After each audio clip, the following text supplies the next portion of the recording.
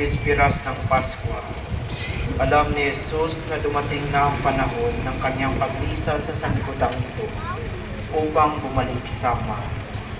Mahal niya ang kanyang mga tagasunod na nasa sanlibutan at ngayon ipinakita niya kung hanggang saan ang kanilang pag-ibig sa kanila. Naghahapunan si Jesus at ang mga alagad. Naisilid na ng Diablo sa isip ni Judas, anak ni Simon Iscariote, ang pagkakanulo kay Jesus. Alam ni Jesus na ibinigay na sa kanya ng Ama ang buong kapangyarihan.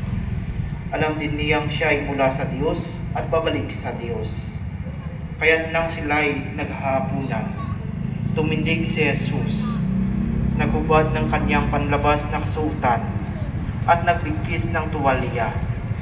Pagkatapos, nagbuo siya ng tubig sa planggana at isinimulang hugasan ang paa ng mga alagad at punasan ng tuwalyang nakabigkis sa kanya. Paglapit niya kay Simon Pedro, tumutol ito. Panginoon, sabi niya, di yata't kayo pa ang maghuhugas sa aking mga paa? Sumagot si Jesus, hindi mo mauunawaan ngayon ang ginagawa ko, ngunit mauunawaan mo rin pagkatapos. Sinabi sa kanya ni Pedro, hindi ko po pahugasan sa iyo ang aking mga paa.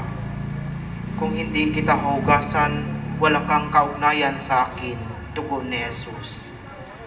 Kaya't sinabi ni Pedro, Panginoon, hindi lamang po ang mga paa ko, kundi pati na ang aking kamay at ulo. Ani ni Jesus, maliban sa kanyang mga paa, hindi na kailangang hugasan pa ang naligo na, sapagkat malinis na ang kanyang buong katawan, at malinis na kayo, ngunit hindi lahat, sapagkat alam ni Jesus kung sino ang magkakanulo sa kanya. Kaya sinabi niyang malinis na sila, ngunit hindi lahat. Nang mahugasan na ni Jesus ang kanilang mga paa, siya'y nagsuot ng damit at nagbalik sa bag. Nauunawaan ba ninyo kung ano ang ginagawa ko sa inyo? Tanong niya sa kanila. Tinatawag ninyo akong guro at Panginoon. Tama kayo, sapagkat ako nga.